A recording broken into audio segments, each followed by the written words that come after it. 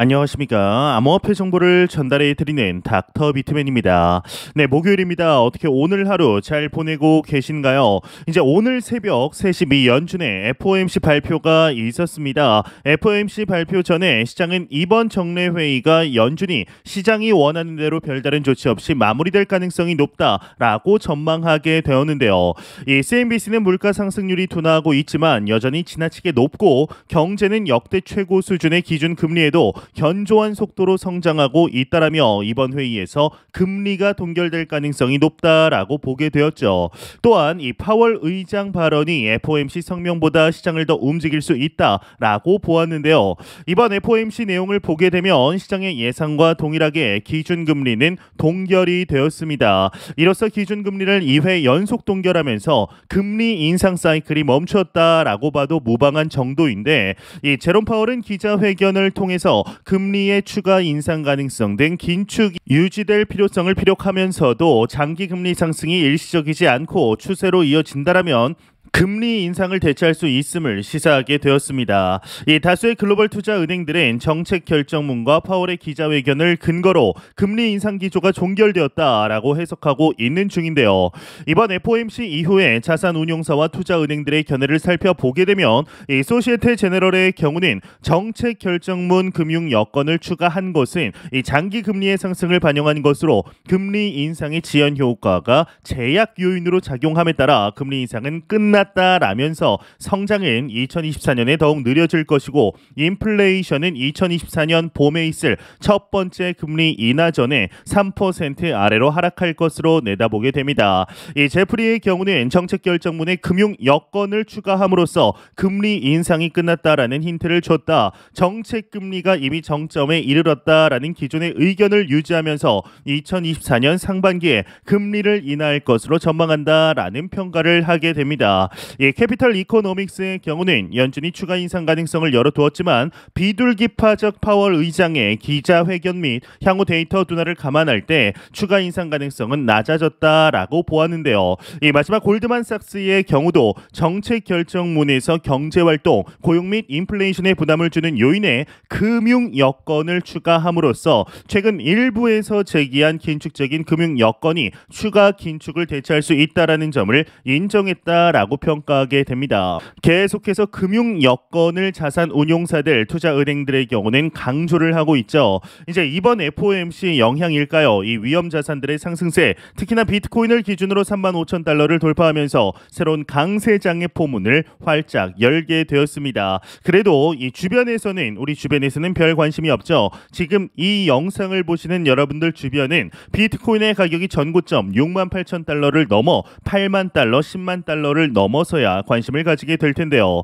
이와 더불어 비트코인의 가격 측면 다음 불장에서 15만 달러, 한화 약 2억 원에 도달할 것이라는 전망이 글로벌 자산운용사에게서 나왔습니다. 자세한 내용 함께 보도록 하겠습니다. 네, 헤드라인을 보게 되면 2025년 비트코인 150K 15만 달러가 아닌 두 가지 이유, 번스타인, 이렇게 헤드라인이 멋지게 장식이 되어 있습니다. 이 글로벌 자산운용사 번스타인이 비트코인이 2025년 중반까지 15만 달러에 도달할 것으로 전망했다고 합니다. 이 유투데이는 번스타인이 비트코인 현물 ETF 승인과 비트코인 생산 비용을 근거로 이 같은 분석을 했다라고 하는데, 이 번스타인은 비트코인 가격이 역사적으로 한계 생산비의 배수인 한계 승수로 형성된다라는 설명을 했다고 하는데요. 내년으로 다가온 반감기를 고려할 때 한계 생산비가 급등하고 이에 따라 비트코인 가격도 함께 상승할 것으로 내다보게 된 것이죠. 이 비트코인은 2017년에 이제 한계 비용의 5.0배에 도달하며 가격을 2만 달러까지 끌어올렸는데 2019년 이후 승수가 2.1에 도달했으며 이는 7만 달러에 해당한다고 합니다. 이 번스타인은 2024년, 2027년 사이클에 대한 예상 가격 승수는 1.5로 전망했는데 2025년 중반까지 15만 달러에 도달하는 근거 중 하나라고 하는데요.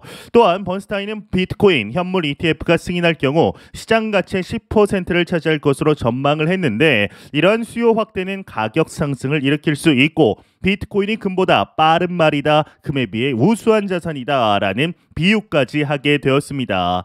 이제 이러한 번스타인의 언급과 더불어 이러한 기조와 더불어 현재 일부 투자사들의 경우는 비트코인 투자를 고객 포트폴리오로 추천하기 시작을 하였습니다. 주식시장 침체와 채권 수익률 상승 중 비트코인을 향한 투자자 관심이 높아지고 있는 상황이라고 보도까지 하게 되었는데 2022년 11월 FTX 파산 여파가 잠잠해지고 비트코인을 향한 투자 심리가 개선되고 있다라는 분석이죠. 이 비트코인은 9월 이후 34% 이상 상승했습니다. 같은 기간 나스닥과 S&P 500은 경기 침체 우려가 강해지면서 약 8% 하락하게 되었는데요. 이 비트코인이 이어지는 금리 인상에도 상승세를 유지하고 있다라는 것이죠. 주식은 죽을 쓰고 있는데 비트코인만 상승하고 있으니 관심이 올 수밖에 없을 것입니다. 이 실제 비트코인은 올해 블랙록 ETF 신청서 제출을 기점으로 상승세를 유지하고 있습니다. 이 시장에서는 내년 다가오는 반감기와 비트코인 상승장이 장기화될 것이라는 기대가 이어지는 상황인데 최근에는 DTCC의 티커에다 등록이 될 뿐만 아니라 이 점프 트레이딩 등 대형 마켓 메이커들과도 접촉하고 있는 상황이죠. 한편 비트코인은 비트코인 ETF 승인과 반감기 두 개의 호재를 앞두고 있는데요. 비트코인 ETF 승인의 경우는 늦어도 내년 1월, 반감기의 경우는 내년 4월 중으로 예상되고 있습니다. 올해 주요 투자 자산 중에 최고의 퍼포먼스를 보인 비트코인이 그 상승세를 이어갈지 시장의 관심 폭발적일 수밖에 없는데 이와 더불어 크립토 마켓 관련 주요 코멘트들 뉴스들 모아보았습니다. 지난 2021년 대한민국에서는 작두를 탔다라고까지 불리우던 애널리스트 이 플랜비의 경우는 최근 하나의 트윗을 남기게 됩니다. 바로 이 적은 트윗 내용을 보게 되면 모든 비트코인 가격 상승은 반감기 전후 반감기 6개월 전에서 18개월 후에 발생했다. 이 사실은 내가 2019년 3월에 제시한 스톡 투 플로우 가설의 근거이다. 이것이 단순한 우연일까 아니면 실제 패턴일까 라는 견해를 내비추게 되었습니다. 이 스톡 투 플로우 모델의 경우는 이 코인에 투자하시는 분들의 경우는 한 번씩 들어보셨을 내용일 텐데요. 이 비트코인의 가격 추이와 정확하게 맞아떨어지지는 않지만 큰 틀에서 보았을 때 비슷하게 흘러가는 것을 확인할 수가 있죠. 이 반감기를 통해 채굴량이 줄어들게 되고 비트코인을 찾는 투자자들이 늘어나게 되면 자연스럽게 수요와 공급 법칙으로 인해 비트코인의 해당 가치는 자연스럽게 늘어날 수밖에 없을 것입니다.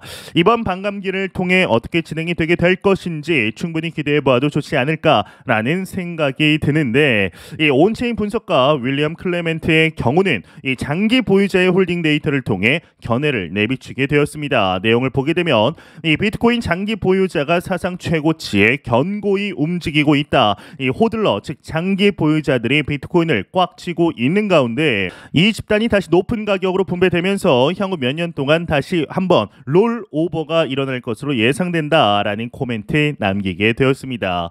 이제 여기서 윌 클레멘트가 말한 롤 오버라는 것은 장기 보유자들이 비트코인을 장기간 보유한 후에 특정 시점에서 높은 가격으로 팔면서 포지션을 변경하거나 새로운 투자자들에게 비트코인을 분배하는 과정을 의미하게 됩니다. 이 클레멘트의 경우는 추가적으로 비트코인과 나스닥의 주간 상관 관계가 0 이하로 떨어지면서 2021년 8월 이후 가장 낮은 수준이다라고까지 밝히기도 하였습니다.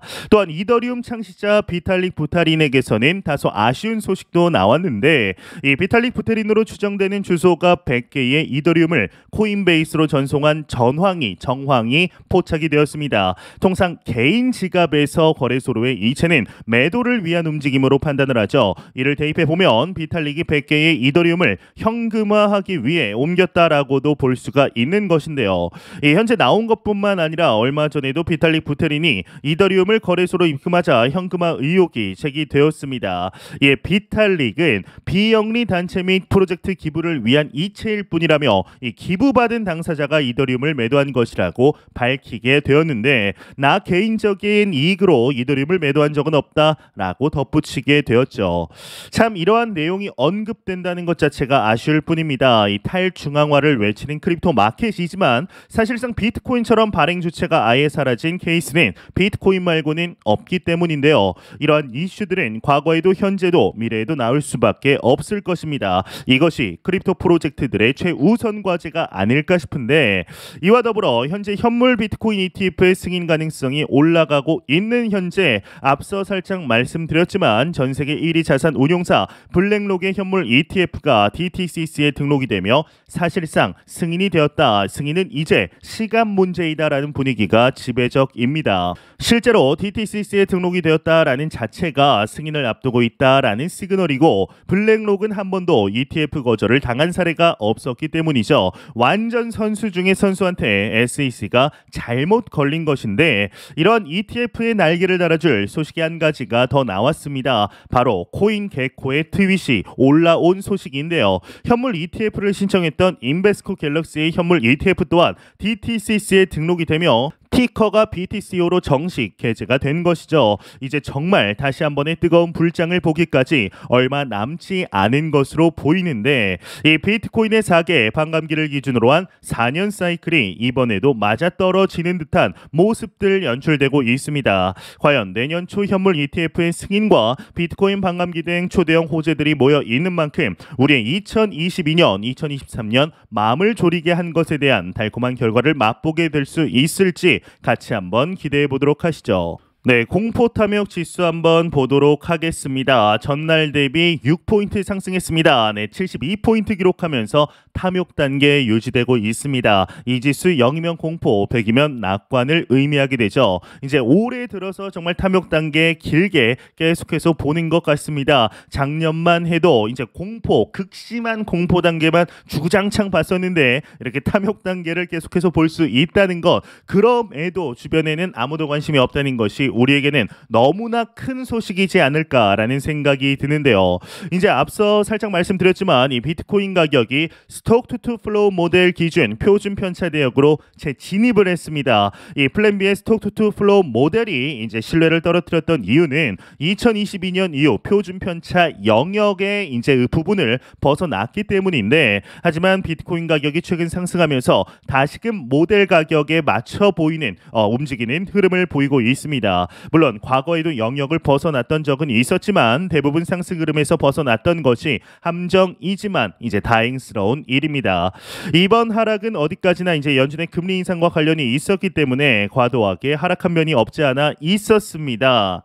지난 2009년 탄생한 비트코인이 2008년 금융위기 이후 만들어졌기 때문에 사실 처음 경험하는 고금리라고 말해도 과언이 절대로 아니었습니다. 그렇게 하락했던 비트코인은 결국 15K부터 다시 35,000달러, 이제 36,000달러를 보고 있는데 꾸역꾸역 올라왔죠. 이 스톡 투 플로우 모델이 완벽한 모델도 아니고 시간이 지나면서 비트코인 가격이 사실상 무한대로 올라간다는 비합리적인 부분도 분명 존재하지만 그럼에도 현재 가장 잘 맞는 모델인 것만은 분명합니다. 이 트위터에는 이 비트코인 상승에 대한 기대감이 계속해서 커지고 있습니다. 정작 주변을 보면 비트코인 투자자들을 찾기 힘든데 이 트위터를 보면 너도 나도 비트코인에 투자하는 것 같은 착각이 일어날 정도입니다. 2022년 하락에서 맥도날드로 갔던 투자자들이 다시 돌아오기 시작한다는 밈은 비트코인 사이클에 대한 이 신뢰를 대변한다라는 생각까지 들게 만들어줬습니다. 결론적으로 시즌은 다시 돌아왔고 다음 상승이 얼마 남지 않았습니다. 이 투자를 하다 보면 뜨끔한 순간이 없는 건 아닙니다. 이러다가 좀 내리면 또 좀 내리면 혹시 왕창 빠지는 것 아닌가 겁나는 게 인지상정이죠. 하지만 비트코인은 언젠가는 오른다라는 수준의 희망회로와는 차원이 다른 전망을 가집니다. 이 비트코인 반감기에 따른 절차적인 상승이 있고 거기에 기관 자금 유입이라는 호재가 작용하고 있습니다. 여기에 더해서 2021년 11월 템루트 업그레이드 이후 어찌되었든 스마트 컨트랙트가 구현이 되었습니다. 덕분에 비트코인 기반 NFT를 2023년 최초로 목도하기도 하였죠. 이런 상황은 마냥 비관하기 어렵습니다. 전통 투자사들도 비트코인을 이제 우습게 보지 못합니다. 비트코인 자체가 가지는 고유한 탈중앙성과 이동성 덕분에 상당히 투자하기 좋은 자산이 이미 되어버렸습니다. 이 블랙록이 비트코인 현물 ETF에 뛰어들었다라는 것만 보아도 단순히 단순히 이제 장사가 아니라는 걸 실감할 수가 있습니다. 이 멀리 떠났던 것 같던 비트코인은 여전히 천천히 꾸준히 오르고 있죠. 단기 움직임 모두 맞추는 건 불가능합니다. 하지만 흐름은 예측이 가능합니다. 그런 점에서 비트코인 투자자들은 이제 2024년을 기대하며 기다릴 수 있게 되었습니다. 2022년 온갖 악재와 함께 빠졌던 비트코인이 2023년 내내 꾸준히 올라와 주게 된 것이죠. 이 비트코인에 투자한다고 해서 기존의 화폐가 모두 없어지게 될 거라든가 국가 부채 문제로 미국이 달러 패권을 완전히 잃어서 결국 대혼란의 시기가 찾아온다든가 하는 이야기를 재미로 할 생각은 없습니다. 지나치게 급진적인 전망은 잘 맞아떨어지지 않는 경향이 있어 왔고 미국도 가만히 있지는 않을 겁니다. 하지만 거대한 변화는 이미 일어났고 상당 부분 진행되었습니다. 이 과거 해가 지지 않던 나라 영국이 왜 지금은 이 모양이 되었을까요? 영원한 것은 없다라는 것을 깨달아야 하는 이유가 여기에 있습니다. 비트코인은 그런 점에서 매력적인 투자 자산이 되었고 이미 많은 선호를 받고 있는 것이 사실이죠.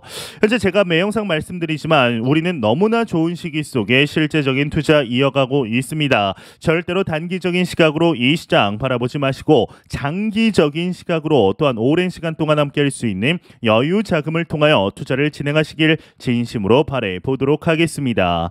네, 제가 준비해온 소식은 여기까지입니다. 영상이 도움이 되셨다면 구독과 좋아요 그리고 광고 한 편만 처음부터 끝까지 시청 부탁드립니다. 이 채널은 오직 광고 수익으로 운영이 되게 됩니다. 항상 영상 시청해 주시는 시청자분들 구독자분들 너무나 감사드립니다. 오늘 남은 시간 잘 마무리하시길 바라면서 저는 더욱 도움이 되는 영상으로 찾아뵙도록 하겠습니다. 지금까지 닥터 비트맨이었습니다. 감사합니다.